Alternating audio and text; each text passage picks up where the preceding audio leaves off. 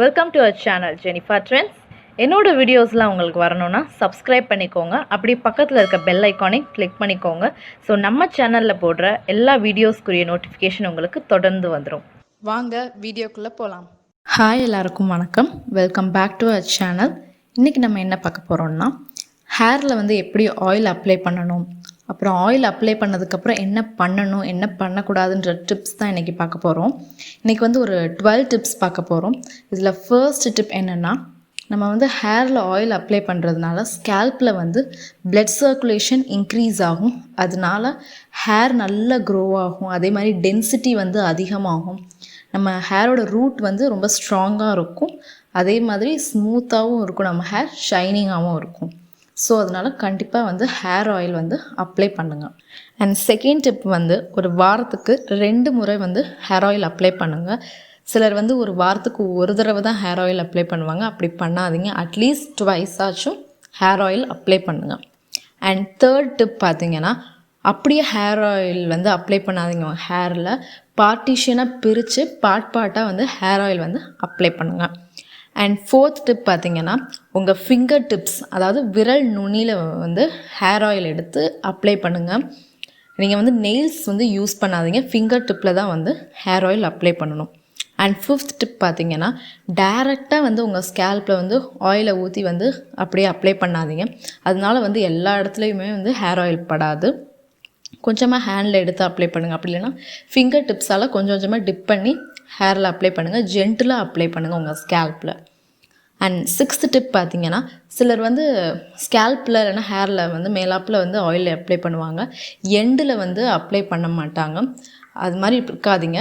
எட்ஜில் கொஞ்சோண்டு hair oil apply பண்ணுங்கள். அப்போ தான் ஸ்ப்ளிட்டன்ஸ் வராது. ஹேரும் பிரேக் ஆகாது.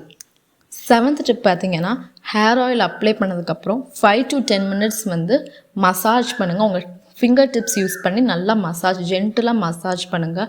At least 5 to 10 minutes. நீங்கள் 15 மினிட்ஸ் வரைக்கும் கூட நல்லா மசாஜ் பண்ணலாம். அண்ட் எய்த் டிப் பார்த்திங்கன்னா, சிலர் ஆயில் அப்ளை பண்ண உடனே சிக்கு எடுத்துருவாங்க. அப்படி எடுக்காதீங்க. அப்படி எடுத்திங்கன்னா ஹேர் நிறைய லாஸ் ஆகும், பிரேக் ஆகும். கொஞ்சம் நேரம் கழித்து ஒரு 1/2 hour 1 hourக்கு அப்புறமேட்டு சிக்கு எடுங்க. அண்ட் நைன்த் டிப் பார்த்திங்கன்னா, சிலர் ஆயில் அப்ளை பண்ண உடனே டைட்டாக ஹேரை டை பண்ணிடுவாங்க. பன் இல்லைனா போனி டைல் போட்டுருவாங்க. அப்படி போடாதீங்க. அப்படி இறுக்கமாக நீங்கள் ஹேரை டை பண்ணுறதுனால முடி நல்லா உடையும். ஸோ அதனால் லூஸாக பிரைட் பண்ணுங்கள். லூஸாக பன் போடுங்க. ரொம்ப டைட்டாக டைப் பண்ணாதீங்க.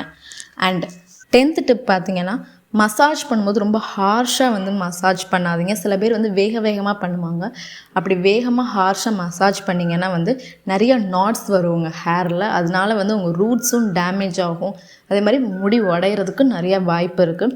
சாஃப்டாக மசாஜ் பண்ணுங்கள். சர்க்குலர் மோஷனில் மசாஜ் பண்ணுங்கள். அப்படி சர்க்குலர் மோஷனில் மசாஜ் பண்ணுறதுனால பிளட் சர்க்குலேஷன் இன்க்ரீஸ் ஆகும். நல்ல ரிசல்ட்ஸ் கிடைக்கும். ஹேர் நல்லாவும் க்ரோ ஆகும். அதுக்கப்புறம் 11th டிப் பார்த்திங்கன்னா, ஹேர் ஆயில் அப்ளை பண்ணதுக்கப்புறமேட்டு ஓவர் நைட், அன்றைக்கி நைட் ஃபுல்லாக விட்டுட்டு அடுத்த நாள் காலையில் ஹேர் வாஷ் பண்ணுங்கள். மைல்டு ஷாம்பு போட்டு ஹேர் வாஷ் பண்ணுங்கள். அது நல்ல ரிசல்ட்ஸ் கொடுக்கும். And last tip 12th tip என்னென்னா, ஹேர் வாஷ் இன்றைக்கி பண்ணிங்கன்னா அடுத்த நாள் ஹேர் ஆயில் அப்ளை பண்ணுங்கள். என்றைக்கு ஹேர் வாஷ் பண்ணாலும் அடுத்த நாள் ஹேர் ஆயில் அப்ளை பண்ணிடுங்க கம்பல்சரி. சிலர் இன்றைக்கி ஹேர் வாஷ் பண்ணாங்கன்னா 2 டேஸ்க்கு அப்புறம் ஹேர் ஆயில் அப்ளை பண்ணுவாங்க. அப்படி அப்ளை பண்ணுறது நல்லது கிடையாது. என்றைக்கு நீங்கள் ஹேர் வாஷ் பண்ணாலும் அடுத்த டே ஹேர் ஆயில் கண்டிப்பாக அப்ளை பண்ணுங்கள். அதுக்கப்புறம் எப்பயும் போல் இதே ரொட்டேஷனாக இந்த டிப்ஸ் எல்லாம் ஃபாலோ பண்ணுங்கள். இதெல்லாம் நீங்கள் ஃபாலோ பண்ணிங்கன்னா உங்கள் ஹேர் லாஸ் கொஞ்சம் கம்மியாகும். ஹேர் நல்லா ஸ்ட்ரென்த்தாக இருக்கிறது. நீங்கள் இந்த டிப்ஸ் எல்லாம் நீங்கள் ரெகுலராக ஃபாலோ பண்ணுங்கள். இது ரொம்ப கஷ்டம்லாம் கிடையாது. நீங்கள் டெய்லி ஆயில் அப்ளை பண்ணும்போது என்ன பண்ணுவீங்களோ அதில் ஒரு சின்ன சேஞ்ச் பண்ணணும், அவ்வளோதான். தவிர இதை நீங்கள் கரெக்டாக ரெகுலராக யூஸ் பண்ணிங்கன்னா நல்லா ஹேர் க்ரோ ஆகும். சில பேர் இல்லை நான் 2 டேஸ்க்கு அப்புறம் தான் எப்போயும் ஆயில் அப்ளை பண்ணுவேன்னா லைட்டாக சேஞ்ச் பண்ணிக்கோங்க. அடுத்த நாள் ஆயில் அப்ளை பண்ணுங்கள். சில பேர் நான் ஹேர் ஆயில் வாரத்துக்கு ஒரு தடவை தான் அப்ளை பண்ணுவேன்னா ஒரு வாரத்துக்கு 2 தடவை ஹேர் ஆயில் அப்ளை பண்ணுங்கள். நான் உடனே சிக்கு எடுத்துருவேன் அப்படின்னா அதை மாற்றிக்கோங்க. உடனே சிக்கு எடுக்காதீங்க. நான் டைட்டாக தான் ஹேர் இது வரைக்கும் டைப் பண்ணேன் அப்படின்னா அதை கொஞ்சம் மாற்றிக்கோங்க. அவ்வளோதான். சின்ன சின்ன சேஞ்ச் பண்ணுறதுனால உங்கள் ஹேர் நல்லா ஸ்ட்ராங்காகவும் இருக்கும், ஹெல்த்தியாகவும் இருக்கும். அதனால் இந்த டிப்ஸை கொஞ்சம் ரெகுலராக ஃபாலோ பண்ணுங்கள். இந்த வீடியோ உங்களுக்கு பிடிச்சிருந்தா லைக் பண்ணுங்கள், ஷேர் பண்ணுங்கள், கமெண்ட் பண்ணுங்கள். இது வரைக்கும் நம்ம சேனலை சப்ஸ்கிரைப் பண்ணாதான் சப்ஸ்கிரைப் பண்ணிக்கோங்க. அப்படியே பக்கத்தில் இருக்க பெல் ஐக்கானை ப்ரெஸ் பண்ணிக்கோங்க.